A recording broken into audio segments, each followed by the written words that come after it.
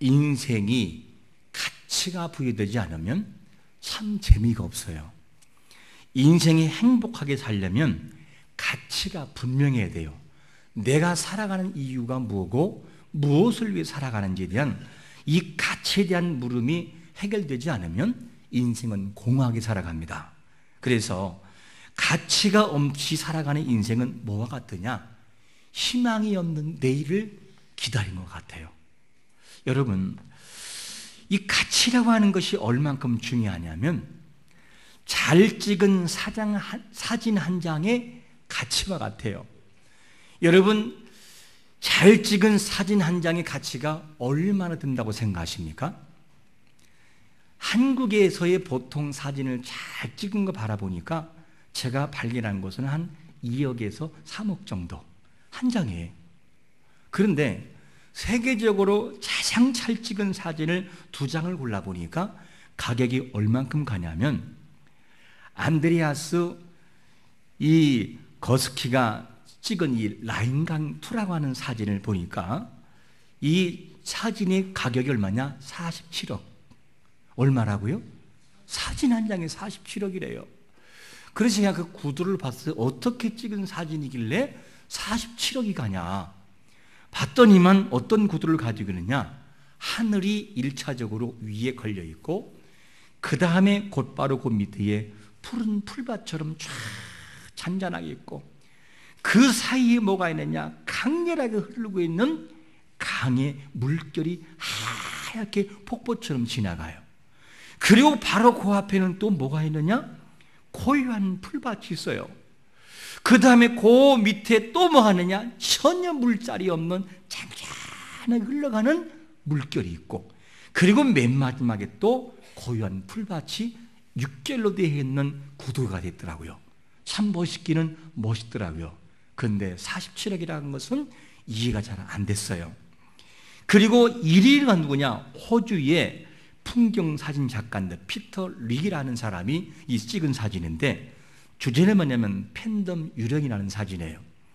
이 사진은 가격은 무려 얼마가 되느냐? 71억. 얼마라고요? 71억 한 장에.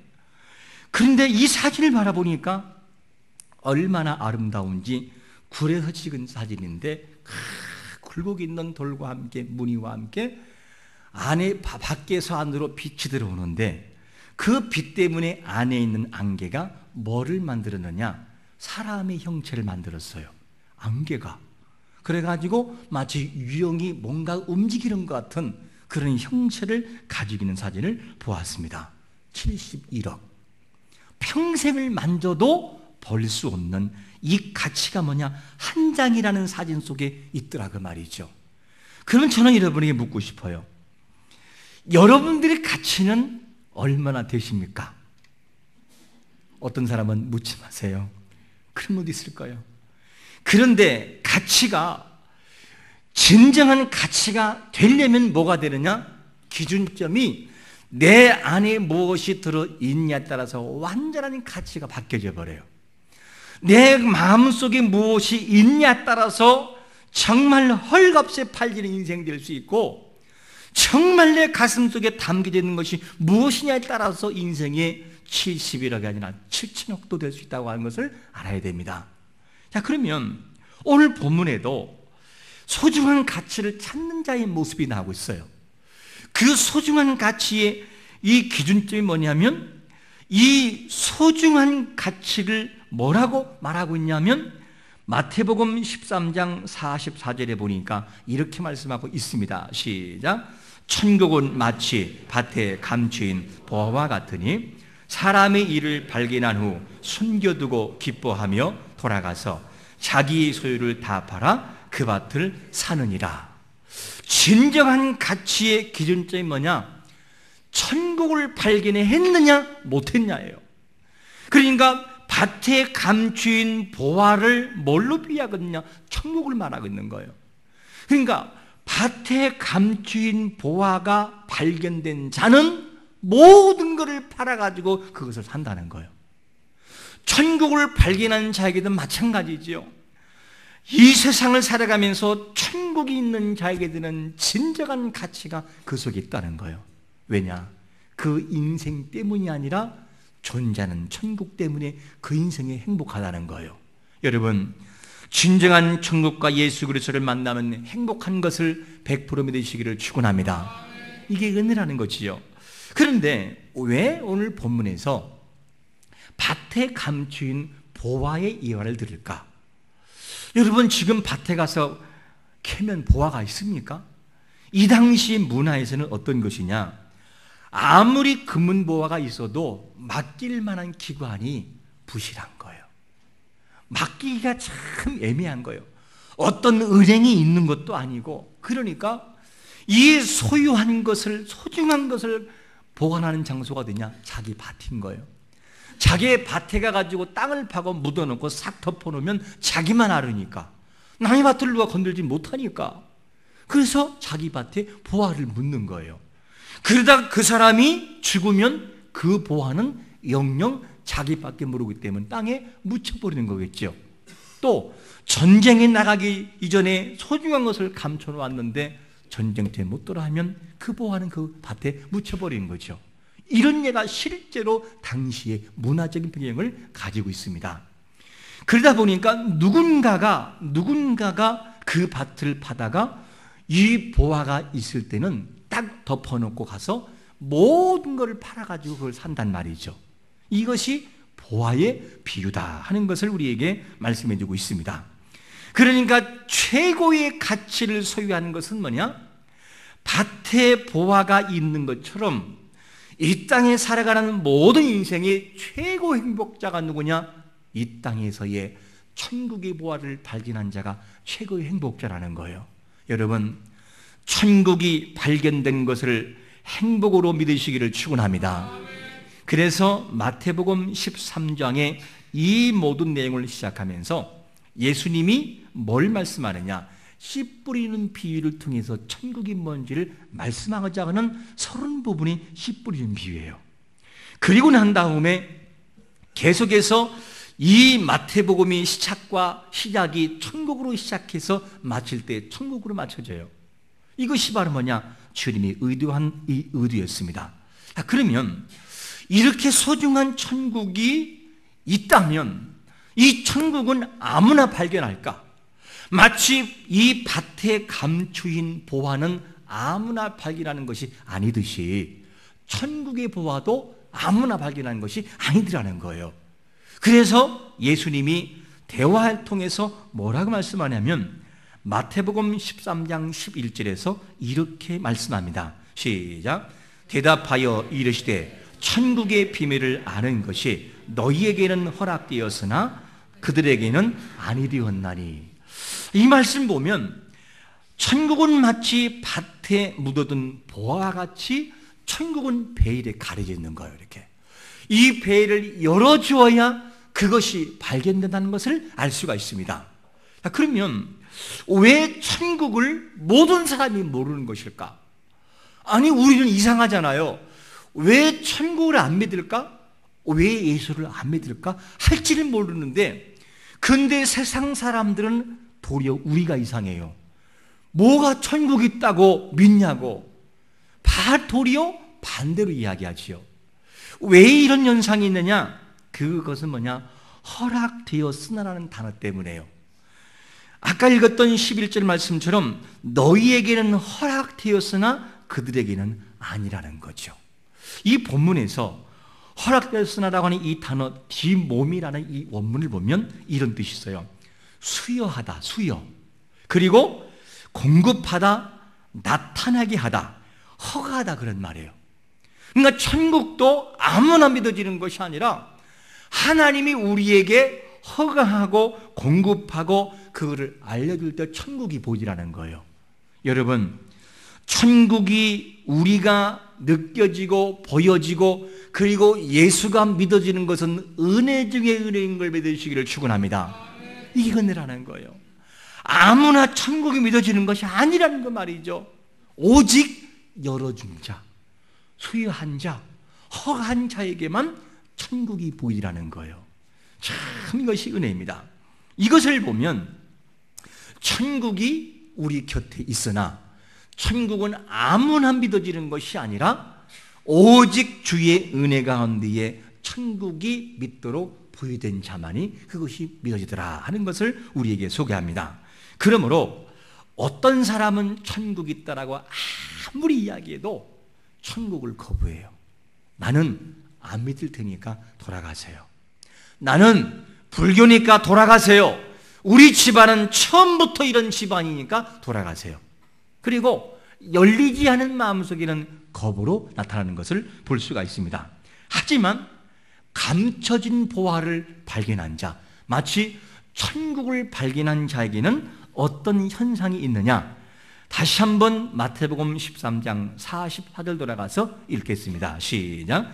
천국은 마치 밭에 감춘 보화 같으니 사람이 이를 발견한 후 숨겨두고 기뻐하며 돌아가서 자기의 소유를 다 팔아 그 밭을 사느니라. 보화를 발견해야 그 다음에 행동이 나온다는 거예요. 그러니까 아무리 천국이 있어도 천국을 발견하지 못하면 인생은 절대 천국에 마음을 안 건다는 거예요. 아무리 밭에 수억 천금이 감춰져 있어도 내가 그걸 발견하지 않으면 내 마음은 거기에 동요가 안 일어난다는 거예요. 참 신기하죠. 그러므로 천국을 발견한 자의 특징이 뭐냐면 너무 기뻐하여 뭐 하느냐? 그 다음에 자기 소유를 정리해서 그걸 산다는 거예요. 그러면 여러분, 우리가 진정으로 예수의 가치와 천국의 가치를 발견했다면 이 세상에서 잃는 것이 조금 있다 할지라도 내 모든 걸 걸고 그 자리를 지켜내는 것을 믿으시기를 축원합니다. 또 그렇게 해야만 되는 것이 맞는 것이죠. 자, 그러면 왜 예수 믿는 사람들은 보통 사람처럼 살지 않고 특별하게 살아갈까? 왜 예수 믿는 사람들은 남들이 다 마시는 거 마시며 살면 좋은데 왜 마실 거를 마시지 않고 절제할까? 왜 예수 믿는 사람들은 먹을 것을 먹지 않은 것들은 절제하며 살아갈까? 왜 예수 믿는 사람들은 할 것 못할 걸 구별하면서 살아갈까? 어디에 이유가 있습니까?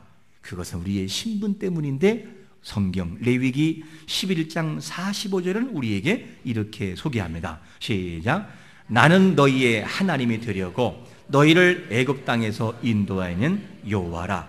내가 거룩하니 너희도 거룩할지어다.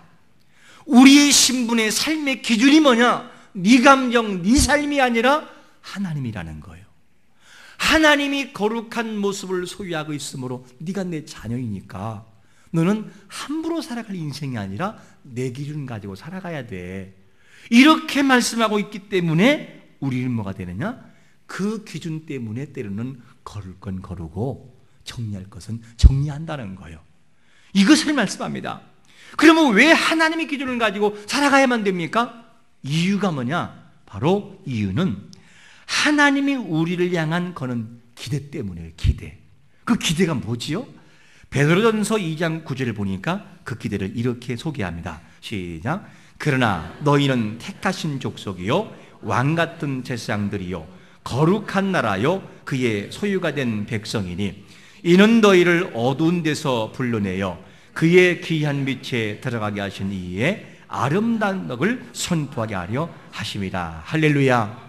이런 기대 때문에 우리는 하나님의 기준이 우리의 기준이라는 거예요. 이것을 우리에게 소개해주고 있습니다. 그러니까 우리의 신분은 어떤 신분이냐? 세상에서 막 굴러먹을 인생들이 아니라 정말 하나님 나라의 왕자요 공주요 그리고 하나님 앞에 신부 같은 소중한 존재이기 때문에 함부로 살아가서는 안 된다. 이것을 우리에게 알려주고 있습니다. 그러니까 천국의 비밀을 깨달은 사람은 뭐가 되느냐? 세상 가치가 아니라 하나님의 가치가 우리를 지배한다는 거예요. 이 세상 가치가 아니라 하나님의 가치가 있다 보니까 나의 가지고 있는 가치를 헐어버리고 하나님의 가치로 우리 마음을 선택한다는 거예요. 여러분, 진정한 가치가 내 마음속에 부여됐다면 하늘나라의 가치가 우리를 이끌어가는 인생 되시기를 축원합니다. 이렇게 밭에 대한 비유를 말씀한 다음에 주제가 또 하나의 주제로 바뀌어버려요. 그게 뭐냐? 이제는 진주를 장사하는 장사꾼의 모습을 말씀하는데, 어느 날 진주를 구하는 장사가, 이 장사가 진주를 구하는데 진짜 진주를 발견한 거예요. 이 진짜 진주를 발견하니까 밤잠을 못 자는 거죠. 저 진주를 내 안에 사오기 전까지는 잠을 못 자는 거예요. 참 보면 예술가들은요, 하나 진짜를 발견하면 그거에 목숨 걸어요, 그냥. 그러니까 이 진주를 사는 사람도 진주를 발견했다면 그것을 반드시 사고 만다는 거예요. 자기의 모든 소유를 다 팔아서 말입니다. 왜냐? 가치를 알기 때문에. 가치. 우리가 아까 앞에서 뭐라고 말씀했냐면 사진 한 장의 가치가 71억이라고 그랬습니다. 그러면 71억도 비싼데 그보다 더 비싼 그림 한 폭의 그림은 어느 정도가 될까? 두 점을 제가 소개해 줄 텐데, 세상에서 가장 비싼 이 그림을 찾아보니까 어떤 게 있느냐? 19세기 프랑스 후기 인상파가 화가인 이 폴 고갱이 그린 그림인데, 이 그림은 1892년 작품이에요. 이 작품이 이름이 뭐냐? 나페아 이뽀이뽀. 얼마나 이쁘면 이뽀이뽀 그렇게 했어요. 이 작품이 얼마냐? 언제 결혼할 거냐는 작품인데 판매 가격이 3,272억 원. 얼마요? 3,270원이 아니고 3,000억 하고도 그 다음에 270억이 더인 3,272억 원이라니까요. 한 폭의 그림이. 와, 세상에 이럴 수 있어요. 이것도 놀라운데 1위는 뭐냐? 윌리엄 두 쿠닉이라는 인더체인지라는 이 작품 뭐냐? 얼마냐? 3,699억 원. 세상에 이게 말이 됩니까? 이 그림이 이렇게 비싸요. 그러니까 저는 이 그림을 바라보면서, 그리고 이 가격을 바라보면서 놀라는데, 저는 여러분들에게 이렇게 묻고 싶어요. 그렇다고 한다면, 한 폭의 그림이 3,000억이 넘는다면 천국의 가치는 얼마나 될까? 그 천국의 가치는 비교할 수 없는 상상 이상의 가격이 되겠죠. 얼마나 그 가격이 높은지, 천국이 얼마나 소중한지, 예수님이 오셔서 자기 몸을 찢겨 죽어서 천국을 소개하고 싶은 만큼의 가치예요.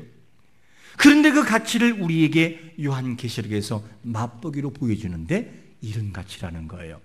요한계시록 21장 4절에서 이렇게 말씀합니다. 시작. 모든 눈물을 그 눈에서 닦아주시니 다시는 사망이 없고 애통하는 것이나 곡하는 것이나 아픈 것이 다시 있지 아니하리니 처음이 다 지나갔음이라. 첫째는 뭐냐? 사망이 없다는 거예요. 그리고 애통도 없고 곡도 없고 아픈 것도 없고 영원한 삶이 그 천국에서 펼쳐진다는 거예요. 이 가치는 가봐야 알지 아무리 설명해도 우리는 다 이해를 못합니다. 여러분, 이 정도의 가치가 있기 때문에 우리는 뭐냐? 보통 사람의 버전이 아닌 하늘나라의 버전으로 살아가는 거예요. 이게 바로 우리의 모습이죠.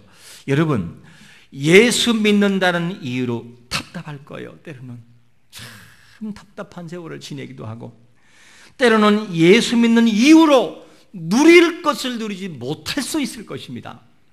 그리고 예수 믿는 이유 때문에 할 말을 하지 못하고 절제할 때도 우리에게 있을 거예요. 그러나 여러분, 잊지 말 것은 우리를 이 땅 그대로 외로운 대로 버림받는 것이 아니라 반드시 주님을 우리를 기억하고 데려오신다는 거예요. 뭐라고 말씀하죠? 요한복음 14장 18절은 이렇게 말씀합니다. 시작. 내가 너희를 고아와 같이 버려두지 아니하고 너희에게로 오시는 것을 믿으시기를 축원합니다. 반드시 오시겠다는 거예요. 주님의 이름을 위해 눈물 흘리는 것 주님이 알고 계시고, 아프고 고통스러운 세월을 지낸 거 주님은 안다는 거예요. 내가 올 때가 있다는 거예요. 그때까지 참고 기다리라 말씀하고 있죠. 우리가 이 정도의 가치가 있기 때문에 하나님 나라를 바라본다면, 여러분, 이 정도라면 참을만 하지 않겠어요?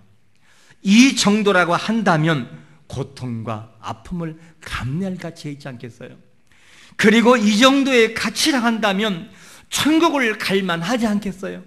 여러분, 그러므로 이 땅의 모든 삶의 기준을 가지고 살아가는 인생이 아니라 천국의 가치로 마치 밭에 감추인 보화를 바라보고 매일 기쁘게 살아가듯이 이 땅에서의 모든 삶에서 기쁨을 잃지 말고 감사가 충만하길 축원합니다. 이 삶이 있어야 되겠죠. 그런데 더 중요한 것은 뭐냐면 이 가치를 살아가되 우리에게는 어떤 것을 항상 인식해야 되느냐, 이것을 인식하며 살아가야 돼요. 마태복음 13장 47절과 48절 읽겠습니다. 시작. 또 천국은 마치 바다에 치고 각종 물고기를 모는 그물과 같으니 그물에 가득함에 물가로 끌어내어 앉아서 좋은 것은 그릇에도 않고 못된 것은 내버리느니라. 이때가 온다는 거예요. 다 모았지만 전부 다가 성도 같았으나, 전부 다가 직분자 같았으나, 전부 다가 믿는 자 같았으나 다 모아가지고 얘는 버리고 쟤는 버리고 얘는 버리고 고를 때가 온다는 거예요. 여러분, 믿음을 소유해도 가짜 엉터리 짝퉁 믿음을 소유하지 말고 진품 믿음을 소유하기를 축원합니다. 갈 때가 온다는 거예요. 이때가 올 때 우리는 슬피 이를 갈 때가 온다는 것이죠. 여러분, 이 마음을 기억하고 우리의 삶에 있어서 우리는 세상가치의 마음을 둬서는 안 돼요. 오직 어떤 가치를 가지고 살아가야 되겠습니까? 바로 베드로전서 1장 4절의 가치인데 이 가치를 두고 살아갑시다. 시작. 썩지 않고 더럽지 않고 쇠하지 않은 유업을 있게 하시나니 곧 너희를 위하여 하늘에 간직하신 것이라.